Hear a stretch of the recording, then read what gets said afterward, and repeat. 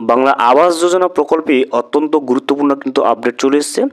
আবাস যোজনা প্রকল্পে দ্বিতীয় কিস্তির টাকা উপভোক্তাদের ব্যাংকের অ্যাকাউন্টে কিন্তু ছেড়ে দেওয়ার প্রসেস শুরু করে দেওয়া হয়েছে। কবে থেকে সেই টাকা উপভোক্তাদের ব্যাংকের অ্যাকাউন্টে ক্রেডিট হতে শুরু করবে বা ঢুকতে শুরু করবে, এছাড়া স্ট্যান্ডার্ড অপারেটিং প্রসিডিওর এর নিয়ম অনুযায়ী বাড়ি তৈরির কাজ কতটুকু কমপ্লিট হলে আপনি প্রথম কিস্তির টাকা পাওয়ার পরে আবার দ্বিতীয় কিস্তির টাকা পাবেন, এবং প্রথম কিস্তির টাকা পাওয়ার পরে আপনি দ্বিতীয় কিস্তির টাকা পেতে গেলে আপনাকে কতটুকু পরিমাণ বাড়ি করতে হবে, এবং ওই পরিমাণ বাড়ি না করলে এখন আপনি দ্বিতীয় কিস্তির টাকা পাবেন কি না।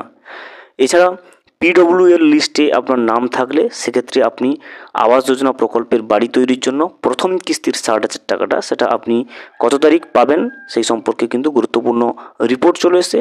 সেই রিপোর্টে যেটা বিস্তারিত চলে এসেছে সেটা কিন্তু আমরা আজকের এই ভিডিওতে বিস্তারিতভাবে জেনে নেওয়ার চেষ্টা করব।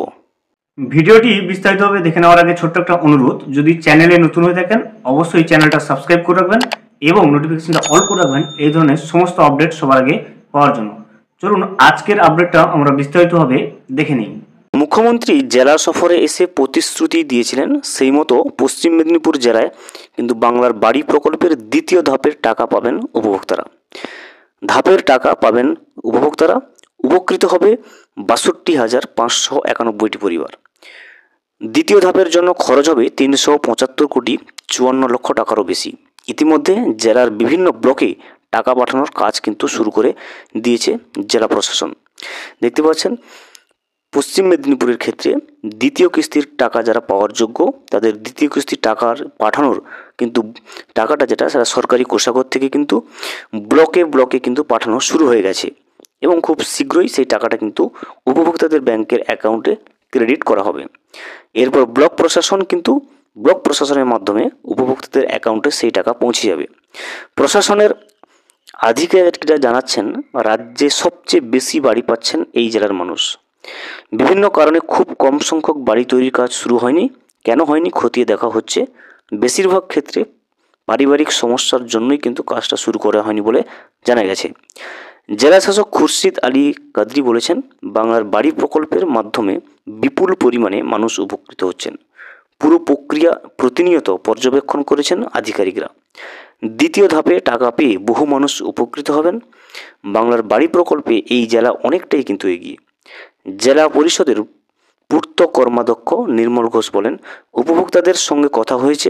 কেন্দ্রীয় সরকার আবাস যোজনার টাকা আটকে দেওয়ার সমস্যায় পড়েছিল কিন্তু বহু পরিবার।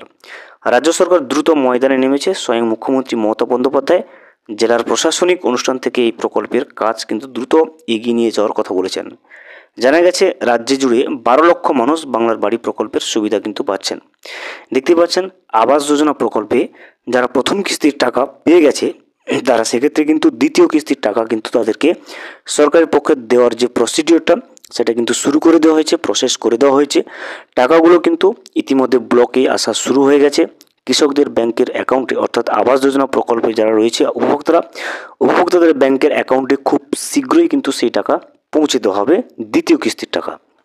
যারা প্রথম কিস্তির টাকা পাওয়ার পরে লিন্টন পর্যন্ত কাজ করেছে স্ট্যান্ডার্ড অপারেটিং প্রসিডিওরের নিয়ম অনুযায়ী, তারাই কিন্তু এখন দ্বিতীয় কিস্তির 60,000 টাকাটা পাচ্ছে। যারা প্রথম কিস্তির টাকা পেয়েও স্ট্যান্ডার্ড অপারেটিং প্রসিডিওরের নিয়ম অনুযায়ী লিন্টন পর্যন্ত কাজ কমপ্লিট করতে পারেনি, সেক্ষেত্রে কিন্তু তারা এখন দ্বিতীয় কিস্তির টাকা পাচ্ছে না। এবং যাদের পিডব্লিউ এর লিস্টে নাম রয়েছে এবং যারা প্রথম কিস্তির টাকা পায়নি, ওই সমস্ত পিডব্লিউ এর লিস্টে নথিভুক্ত থাকা উপভোক্তারা তাদের প্রথম কিস্তির টাকাটা কিন্তু ডিসেম্বর মাসে পেয়ে যাবে বলে কিন্তু অফিসিয়ালি ঘোষণা করেছে মুখ্যমন্ত্রী মমতা বন্দ্যোপাধ্যায়। ভিডিওটি সম্পূর্ণভাবে দেখার জন্য অসংখ্য ধন্যবাদ। এখনও পর্যন্ত যদি চ্যানেলে নতুন হয়ে থাকেন এবং সাবস্ক্রাইব না করে থাকেন, অনুগ্রহ করে চ্যানেলটা সাবস্ক্রাইব করে পাশে থাকবেন।